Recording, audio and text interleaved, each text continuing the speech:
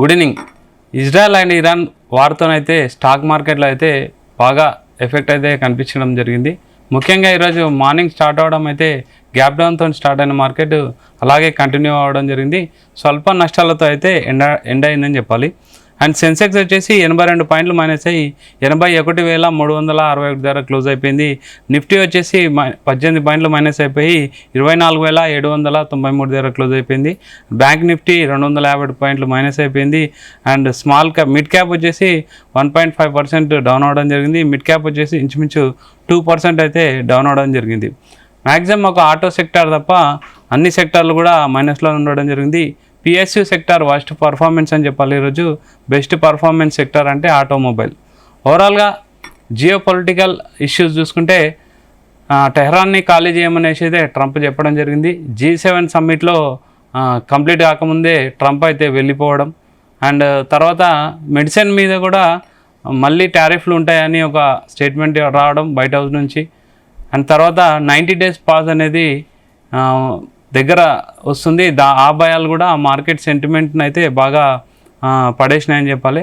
యాక్చువల్గా మనం అనుకున్నంత war effect Indian stock market పైన ఉందా, లేతే అనుకున్నంత దానికంటే తక్కువనే ఉందా మాట్లాడదాం. మనతో పాటు స్టాక్ మార్కెట్ అనలిస్ట్ రేవంత్ గారు ఉన్నారు. Sir good evening. Good evening sir. Sir ఇప్పుడు ఫ్యాక్ట్ మాట్లాడదాం. మన ఇండియన్ ఎకానమీ బాగుంది, అంత స్టాండర్డ్ ఉంది అంటున్నారు. కాకపోతే రియల్ ఫ్యాక్ట్ ఏంటి సార్? అసలు మనం అనుకున్నంత వార్ ఎఫెక్ట్ మన పైన ఉందా?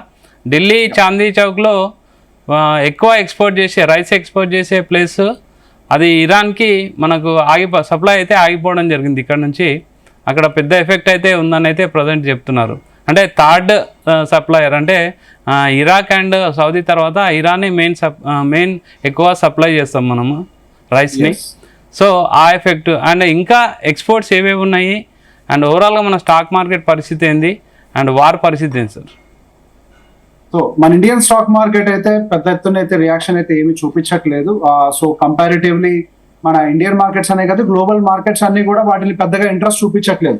ఒకవేళ నిజంగానే వార్ని కనుక సీరియస్ గా తీసుకొని ఉండుంటే ఈవెన్ మనకి ఆ డాలర్ ఇండెక్స్ లో వాటిల్లో కూడా మార్పులు చేర్పులు బాగా కనిపించుండేవి.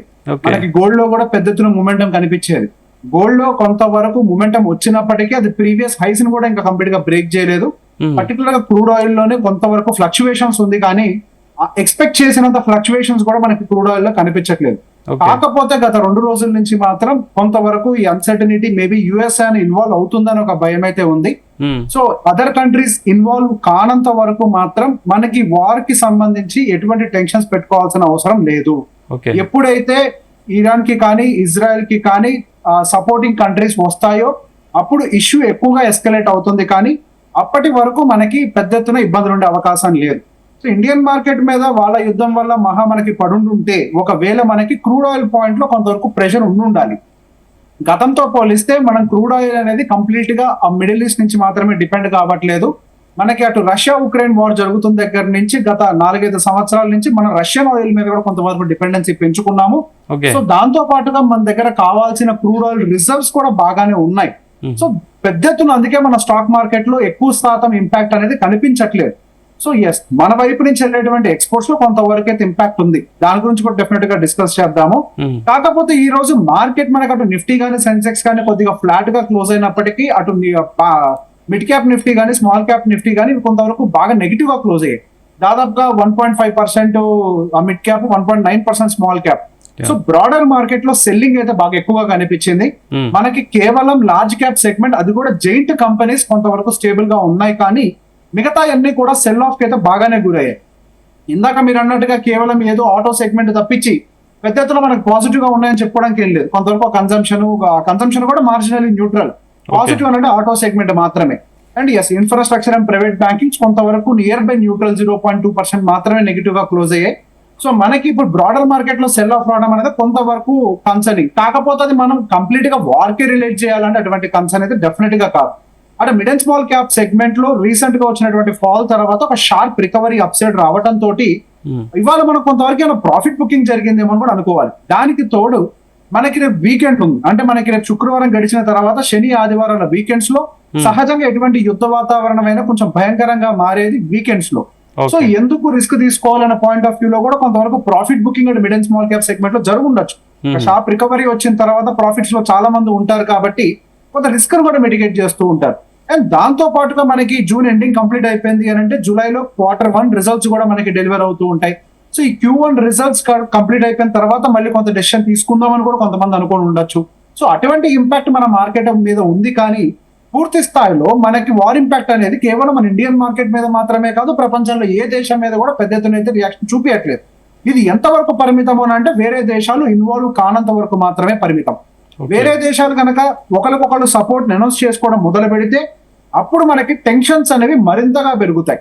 అప్పుడు మనకి క్రూడ్ ఆయిల్ ఇంపాక్ట్ అవుతుందా, ఏది ఇంపాక్ట్ అవుతుంది అన్న దాంతో సంబంధం లేకుండా ఇప్పుడు మనకి ఎకనామిక్ డిస్ట్రప్షన్ అంటే మనకి శాంక్షన్స్ కూడా ఒక దేశం వచ్చి ఇంకో దేశం మీద శాంక్షన్స్ వేసుకోవడం ఇటువంటివన్నీ కూడా జరుగుతాయి. దానికి తోడుగా tariff related 90 days pass period కూడా దగ్గరకు వచ్చింది. ఈ టైంలో కనుక మళ్ళీ వేరు వేరు దేశాలు మళ్ళీ కలిసి యుద్ధం చేసే ప్రయత్నం చేస్తే ఆ టారిఫ్ ఇష్యూస్ కూడా మళ్ళీ ఎస్కలేట్ అయ్యే అవకాశాలు ఉంటాయి. ఇప్పుడు మన వరకు ఇప్పుడు వరకు ఏవైతే జరుగుతున్నాయో వాటితో టెన్షన్ లేదు. ఇక మీదట ఏదన్నా జరిగితే అప్పుడు మనం కొద్దిగా ఆలోచించాల్సిన అవసరం. ట్రంప్ కూడా ఒక అనౌన్స్ చేయడం జరిగింది sir, we will end the conflict అని ఒక మాట అన్నాడు. అంటే వర్డ్ చిన్నదే కానీ దాని ఇంపాక్ట్ చాలా పెద్దగా ఉండొచ్చు అనేసి, అంటే ఈవెన్ కమెనీ కూడా అండర్ గ్రౌండ్ బంకర్లకు వెళ్ళిపోవడం జరిగింది. ఎఫెక్ట్ చాలా పెద్దగా ఉంటుంది. ఇప్పటికే 5 days అయిపోయింది వారు, ఇంకా కంటిన్యూ అయితే ఎలా ఉంటుంది అంటే మార్కెట్స్ కానీ మొత్తం ఓవరాల్గా? సో వీ విల్ ఎంత కాన్ఫ్లిక్ట్ అంటే దాన్ని ఇంకో విధానంలో కూడా చూడొచ్చు. ఇంతకు ముందు ఆయన గట్టిగా ఒక 2-3 సార్లు చెప్పాడు మళ్ళీ ఆయన నిజంగా సెటిల్ చేసాడో లేదో తెలియదు కానీ ఇండియన్ పాకిస్తాన్ మధ్య సెటిల్మెంట్ ఆయన చేసిన ఏదైతే చెప్పాడో ఆ విధానంలోనే కాన్ఫ్లిక్ట్ ని ఎండ్ చేస్తానని మాట్లాడుతున్నారు. కానీ అటువంటి పరిస్థితులు ఉంటాయా లేదా అనేది మనం కొంచెం వెయిట్ చేసి చూడాల్సిందే. అండ్ ఒకవేళ గనక యుద్ధం గనక యాక్సిలరేట్ అయింది ఇజ్రాయెల్ వర్సెస్ ఇరాన్ తో మనం కంపేర్ చేస్తే డెఫినెట్ గా ఇజ్రాయెల్ దగ్గర కొంత న్యూక్లియర్ వెపన్స్ ఉన్నప్పటికీ ఇరాన్ మనకు కొంతవరకు గ్రౌండ్ డిఫెన్స్ లో కానీ ఎయిర్ డిఫెన్స్ లో కానీ చాలా స్ట్రాంగ్ గా ఉంది. సో ఈవెన్ యుఎస్ సపోర్ట్ లేకుండా అయితే ఇజ్రాయెల్ అయితే ఇరాన్ తోటి ఫైట్ చేసే కండిషన్ అయితే కాదు. సో ఇజ్రాయెల్ కూల్ ఆఫ్ అయినట్లయితే ఏ ఇష్యూ ఉండదు. ఒకవేళ అమెరికన్ ప్రెసిడెంట్ ఏమైనా కూల్ ఆఫ్ చేయాలి అని అనుకుంటే ఫస్ట్ ఇజ్రాయెల్ కూల్ ఆఫ్ చేయాలి, ఇరాన్ ని కాదు. ఇరాన్ చాలా క్లియర్ గా చెప్తోంది యుఎస్ ఇన్వాల్వ్ కానంత వరకు, వేరే కంట్రీస్ ఇన్వాల్వ్ కానంత వరకు మేమేం పట్టించుకోము, మీరు మా మీద దాడి ఆపేస్తే మేము దాడి ఆపేయడానికి సిద్ధంగా ఉన్నా అని చెప్పేసి అక్కడ ఫైనాన్స్ మినిస్టర్ కూడా స్టేట్మెంట్లు ఇస్తున్నారు. సో బేసిక్ ఇక్కడ ఒకరికొకరు ప్రవోక్ చేసుకొని ముందుకెళ్తున్నటువంటి సిచ్యువేషన్ ఉంది. అండ్ ఇంతకు ముందు కూడా మన గతంలో కూడా అనుకుంది, ఒకళ్ళు ఒక దేశం మీద దాడి చేసిన తర్వాత వాళ్ళు రిటాలియేట్ చేయకపోతే సహజంగా సివిల్ అంట్రెస్ట్ అనేది వస్తూ ఉంటుంది ఆ దేశాల్లో. మీరు చేతకాని వాళ్ళగా పడున్నారు, ఇంతటి దాడులు జరుగుతున్నా మీరు రెస్పాండ్ అవ్వట్లేదు అని చెప్పేసి. సో ఒక political strategy point of view లో కూడా ఒకరికొకరు దాడులు చేసుకుంటున్నారు.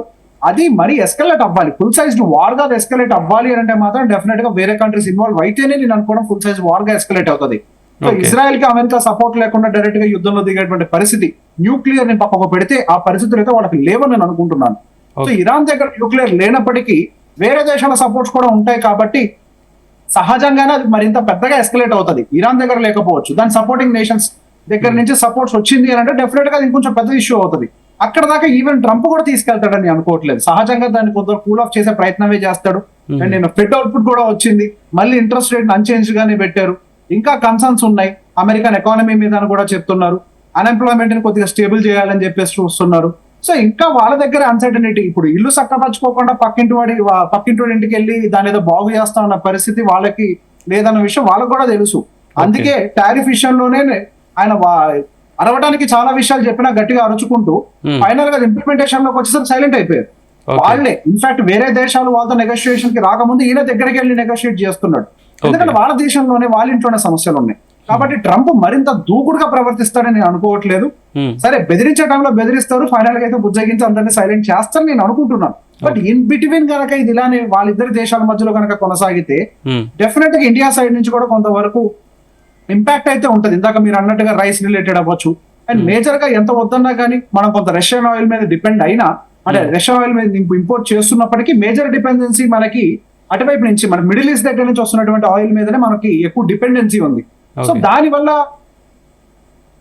మనకు కొంతవరకు మేబీ ఈ రూపీ డిప్రిసియేషన్ కి ఏమైనా ఇంపాక్ట్ ఉంటే ఉండొచ్చు. అది కూడా కొంచెం వెయిట్ చేసి చూడాలి. మన దగ్గర ఉన్నటువంటి రిజర్వ్ ఆయిల్ ని బేస్ చేసుకొని. దానికంటే ఎక్కువ ప్రాబ్లం ఏంటి అని అంటే వాళ్ళు సీ రూట్స్ బ్లాక్ చేస్తామని చెప్పేసి అంటున్నారు. సీ రూట్ ని కనుక బ్లాక్ చేసినట్లయితే షిప్పింగ్ రీరూట్ చేయాల్సి ఉంటుంది. దానివల్ల షిప్పింగ్ కాస్ట్ డబల్ అవ్వచ్చు, ట్రిపుల్ అవ్వచ్చు. పర్టికులర్ గా ఇండియా ఎక్స్పోర్ట్ చేస్తున్నటువంటి యూరోప్ అయి ఉండొచ్చు, గల్ఫ్, ఆఫ్రికా ఇటువంటి దేశాలకు వెళ్ళేటువంటి ఎక్స్పోర్ట్స్ అన్నిటికీ కూడా కొంత ఎక్స్పెన్సెస్ పెరిగే అవకాశాలు ఉంటాయి రీరూటింగ్ వల్ల.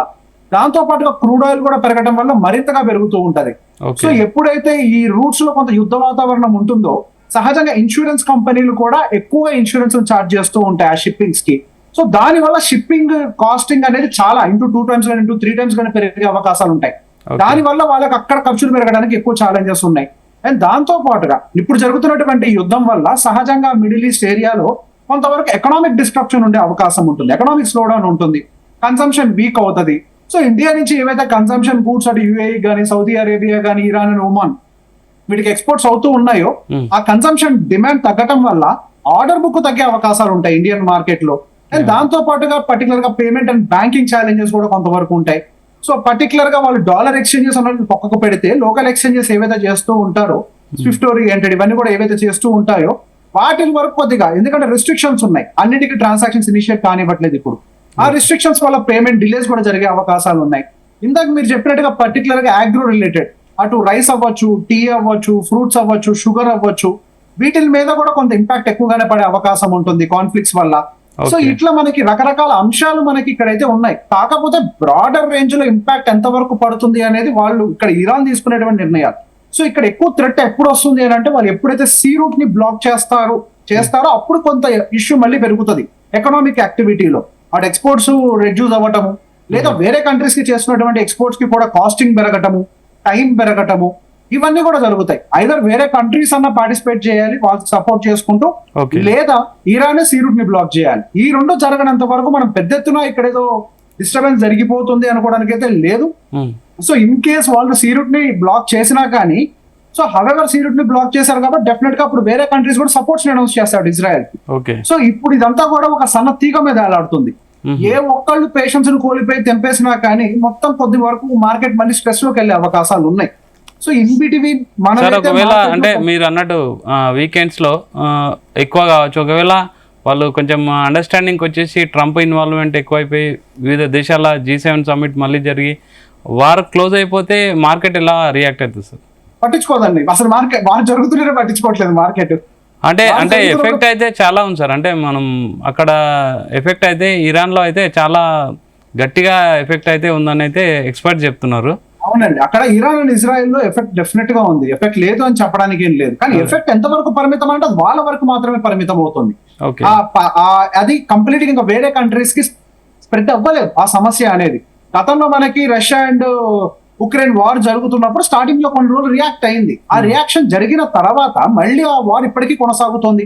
రీసెంట్ గా కూడా దాడులు పెద్ద ఎత్తున చేసుకున్నారు, అటు వాళ్ళు చేశారు వీళ్ళు చేశారు, మార్కెట్ పట్టించుకోలేదు. అంటే ఇప్పుడు గతంలో ఆల్రెడీ మనం గత కొన్ని సంవత్సరాల నుంచి యుద్ధం అనే మాటను వింటూనే ఉన్నాం కాబట్టి మార్కెట్ దాన్ని సీరియస్ గా తీసుకునే ప్రయత్నం చేయట్లేదు. ఎప్పుడు సీరియస్ గా తీసుకుంటుంది అంటే ఇతర దేశాల ఇన్వాల్వ్మెంట్ ఉన్నప్పుడు మాత్రమే సీరియస్ గా తీసుకుంటది. సో ఈవెన్ ఇప్పుడు వాళ్ళు వార్ ఆపేస్తామని చెప్పినా కానీ మహా అయితే అగ్రి రిలేటెడ్ ప్రొడక్ట్స్ ఏమైనా కొంతవరకు బూస్ట్ అవుతాయి, లేకపోతే ఆయిల్ రిలేటెడ్ కంపెనీస్ ఏమైనా బూస్ట్ అవుతాయి, కానీ బ్రాడ్ బేస్ లో మార్కెట్ పైకి వెళ్తుందనడానికి ఏం లేదు. అసలు మనకి ఇప్పుడున్నటువంటి మార్కెట్ లో ప్రైసింగ్ దాదాపుగా ఎప్పుడు మనకి May 12 అంటే సుమారుగా 15 రోజులు పైపెచ్చి నుంచి మార్కెట్ ఒకటే జోన్ లో కన్సాలిడేట్ అయిపోయింది. 1 month నుంచి మూమెంటం లేదు. కిందకు వచ్చేసరికి 24,500, పైకి వెళ్ళేసరికి 25,200 దగ్గర కన్సాలిడేట్ అయిపోయింది ఒక రేంజ్ లోనే. వార్ ఇంపాక్ట్ ఉన్న రోజు ఏదో కొద్ది కిందకు వచ్చింది, మళ్ళీ పైకి వెళ్ళిపోయింది మార్కెట్.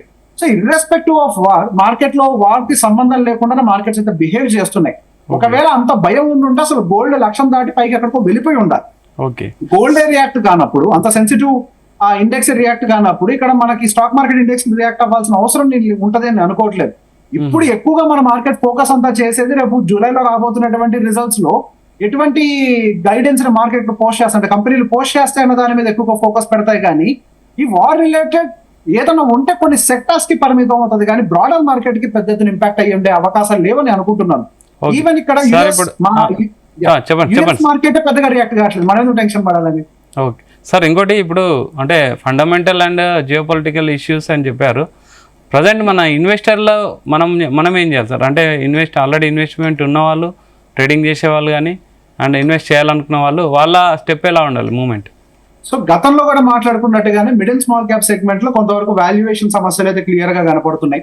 సో ఇది ఒక మంచి ఆపర్చునిటీ అనుకొని ఎవరైతే ప్రాఫిట్ బుక్ చేసుకోగలుగుతామో బుక్ చేసేసుకొని కొంత వాల్యూ అండ్ గ్రోత్ ఓరియంటేషన్ తో ఉన్నటువంటి లార్జ్ క్యాప్ లో కనుక మూమెంటం తీసుకోగలిగితే, అంటే మనం డైవర్ట్ చేసుకోగలిగితే బెటర్.